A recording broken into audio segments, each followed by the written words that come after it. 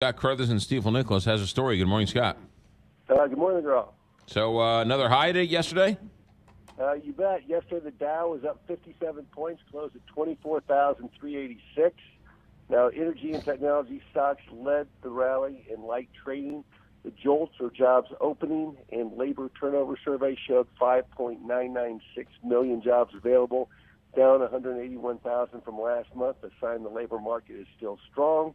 And the yield on the 10-year U.S. Treasury rose to 2.385%. Wait, but there's 500,000 job openings out there?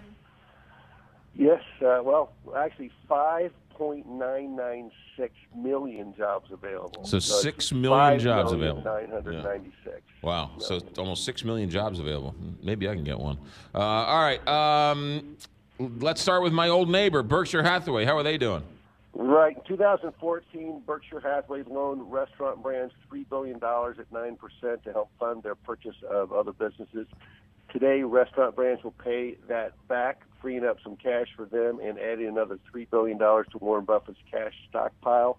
At last look, Berkshire had a record $109 billion in cash, and they are looking to buy, so we expect to hear about a new deal from them in the near future. $109 billion in the bank waiting to do something. By the way, their stock opens up this morning, Berkshire Hathaway, at $295,000 for one share. That Pretty amazing. That is a lot. 209. You could buy a nice house for one share of Berkshire Hathaway. All right, Westfield Properties. Right, Westfield Properties, the Australian owner of U.S. shopping malls, is getting bought for $15.7 billion in cash and stock. The deal is an 18% premium to yesterday's close.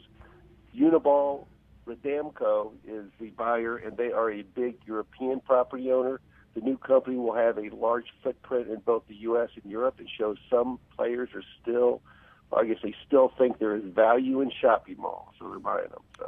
That's interesting. Comparison shoppers. What's going on? What's that story? Yeah, this is it's kind of interesting. An unusual dynamic is coming from comparison shoppers. They are holding down inflation. Inflation means higher prices over time, and comparison shoppers shopping keeps prices down. Ms. Yellen addressed this fact in the Fed's last meeting.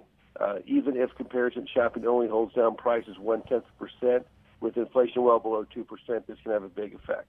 So, well, I mean, comparison shopping's working there. Hasn't everybody sort of compared shopping for like generations, right? If someone's being sold for $10 and you can buy it for $9 somewhere else, isn't that sort of the whole supply and demand argument?